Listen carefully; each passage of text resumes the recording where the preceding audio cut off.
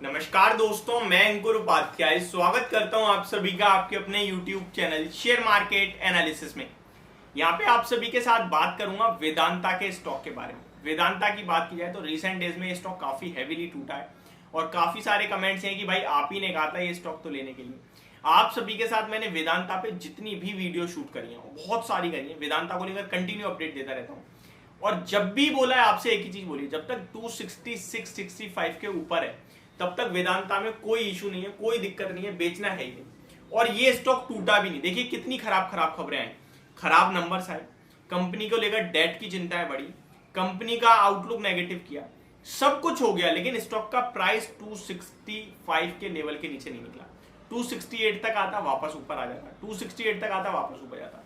इस बीच में कंपनी ने 18.5 का डिविडेंड दे दिया आपको, इस बीच में कंपनी ने 20 रुपए के समथिंग का डिविडेंड दे दिया, बट स्टॉक का प्राइस नीचे नहीं निकला। अब यहां इस बार स्टॉक के प्राइस ने गिरावट दिखा दी और उस गिरावट के पीछे का रीजन था प्रमोटर्स की बिकवाली। और जैसे ही 265 के नीचे निकला आपको मौका ही नहीं मिला बेचने का। वो स्टॉक डायरेक्ट ओपन ही 258 पे हुआ, फिर 250 हो गया सेम डे। तो यहां आपको मौका नहीं मिला।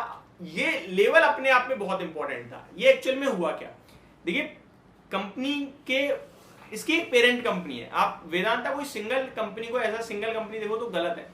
वेदांता की सब्सिडरी है आपके लिए हिंदुस्तान जिंक, जिसमें 65% वेदांता के पास है। वेदांता की एक पेरेंट कंपनी है वेदांता रिसोर्सेज, जो कि अमेरिका में है, और उस कंपनी के ऊपर कर्ज हो गया है अच्छा खासा, शुरू से था। लेकिन अब क्या है कि मैच्योरिटीज आ रही हैं। समझने की कोशिश करो, ये मैच्योरिटीज क्या होता है, वो समय जहां पे जिनसे पैसा लिया है वापस देना है। मान के चलो आपने किसी एक्स पर्सन से, मान के चलो मैंने इस बंदे से पैसा लिया है, इसने मेरे को कहा कि भैया मैं जनवरी में मैंने इससे पैसा लिया, इसने मेरे से कहा कि भाई आपको अगस्त में वापस करना है। अब अगस्त आने वाला है, अगस्त चल रहा है। वैसे फॉर एन एग्जांपल, एक राइट एग्जांपल होगा, मैंने इनसे पैसा लिया जनवरी में 2023 की, और इन्होंने मेरे से कहा कि भाई आपको अक्टूबर में पैसा देना है। मैंने कहा ठीक है। अब अगस्त चल रहा है, अक्टूबर आने वाला है, तो मेरे को मैच्योरिटी टाइम पे आ रही है ना, मेरे को पैसा वापस करना है। अब इस समय में मैं क्या करूंगा, बड़ी बड़ी कंपनी ऐसा नहीं होती कि अपना जोड़ रही है कर देने के लिए, नहीं, उनके पास ये बहुत लोगों से कर लिया होता है, जोड़पोड़ नहीं। क्या करते हैं, यहाँ पे इनका टाइम आ रहा है, मैच्योरिटी आ रही है, थर्ड पर्सन लिया, उससे फंड उठाया, इन्हें दे दिया, अब उसका टाइम चलने लगा। ऐसे काम चलता रहता है, यानी कि इसे कहते हैं रीफाइनेंसिंग। वहां से लिया, फाइनेंस कर दिया, रीफाइनेंसिंग, ठीक है। अब इस बीच में हुआ यह है कि 4 दिन पहले एसएमपी ग्लोबल ने क्या करा कि इनकी रेटिंग गिरा दी, इनको रेटिंग नहीं रही आगे के लिए, आउटलुक नेगेटिव कर दिया और रीफाइनेंसिंग रिस्क ही जारी की है। यानी कि जो रीफाइनेंस करने वाले हैं उनको अब टेंशन हो गई कि भाई रीफाइनेंसिंग रिस्क है रेटिंग एजेंसी की तरफ से, एसएमपी ग्लोबल की तरफ से। तो यहां ये प्रॉब्लम इनके लिए बनते हुए दिखी है। और उन्होंने कहा कि 2025 तक इनके पास बहुत सारी मैच्योरिटीज हैं, कंटिन्यू मैच्योरिटीज हैं, तो इनको पैसे की जरूरत तो पड़ने वाली है। उसी के चलते इन्होंने वेदांता के शेयर में बिकवाली का फैसला किया। 4.3% इक्विटी बेची इन्होंने, जिसकी कॉस्टिंग है 4130 करोड़ रुपए। 4130 करोड़ रुपए इनके पास आएंगे और ये वेदांता रिसोर्सेज का डेट पे करेंगे उससे। ये क्लियर कट हो गया आपके लिए। पहला इन्होंने पैसा जुटाने का दिया, और जब इन्होंने पैसा जुटाना था बाजार से, पैसा इन्होंने बेच के लेना था।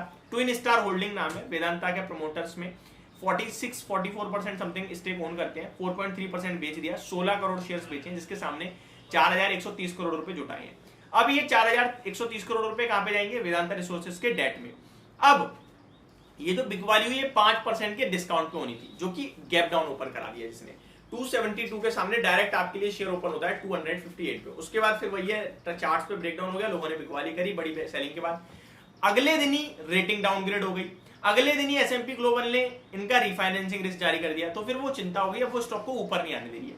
अब बायर्स के नाम कितने भी अच्छे हो, बट स्टॉक का प्राइस आपके लिए ऊपर नहीं आ पा रहा। क्यों? क्योंकि वहां पे रेटिंग डाउनग्रेड कर दी, प्रमोटर्स बेच रहे, तो आम निवेशक टेंशन में आ गया। वेदांता के स्टॉक को नॉर्मली कोई भी पर्सन इसलिए नहीं खरीदता कि ये 200 रुपए का है, 300 का होगा।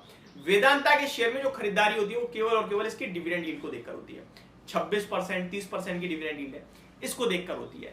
अब यहाँ पे सवाल ये उठता है कि भैया मेरे पास ऑलरेडी है, मैं क्या करूं? तो यहां मेरी तरफ से आपके लिए सिंपल सा आंसर है, डिविडेंड कोई आप 1 दिन 2 दिन 3 दिन के लिए नहीं, डिविडेंड 1 साल की यील्ड देखिए तो 1 साल तो आपको होल्ड करना पड़ेगा, तभी उतना डिविडेंड आएगा। तो मुझे लगता है 2-2.5 साल रोको आप डिविडेंड के रूप में। अगर 20% डिविडेंड घट भी जाता है और 20% की समथिंग भी आता है, क्योंकि इनके डिविडेंड का मेन सोर्स तो हिंदुस्तान जिंक है, और हिंदुस्तान जिंक वेल परफॉर्म, अच्छा परफॉर्म कर रहा है, कोई इशू नहीं है, वहां से डिविडेंड आता रहेगा, ये देते रहेंगे। तो ये डिविडेंड बांटते रहेंगे आपको। आप 2 साल रुको, लगभग आपका अगर 250 रुपए के हिसाब से भी मैं 20% का भी लूं तो आपका हो गया 50 रुपए प्रति शेयर आपको ऐसा डिविडेंड मिल जाएगा। स्टॉक में ये जो शॉर्ट टर्म में प्रॉब्लम चल रही है वो भी कहीं ना कहीं सॉल्व हो जाएगी, क्योंकि वेदांता छोटी मोटी कंपनी नहीं है, बड़ी कंपनी है। सिल्वर के दाम ऊपर जा रहे हैं, सिल्वर का कारोबार अच्छा खासा है वेदांता में। अब यहाँ पे वेदांता हमेशा डेट को इधर उधर करता रहता है, तो यहां से आपको पैसा मिल जाएगा वापसी। स्टॉक का प्राइस आपको 2 साल में दोबारा ठीक ठाक होकर ऊपर आता हुआ दिखेगा। तो यहाँ लॉस बुक करके अब कोई फायदा नहीं है। फ्रेश बाइंग अभी अवॉइड करनी चाहिए। फ्रेश बाइंग के लिए लेवल है 220 रुपए का, अभी 250-55 के करीब है, 220 के करीब आएगा तो फिर आपको एवरेजिंग फ्रेश एंट्री लेनी चाहिए। ये मेरी तरफ से आपके लिए पूरी की पूरी वीडियो। होप आपको सब कुछ क्लियर हो गया होगा। Thank you so much for watching this video. Have a great day guys.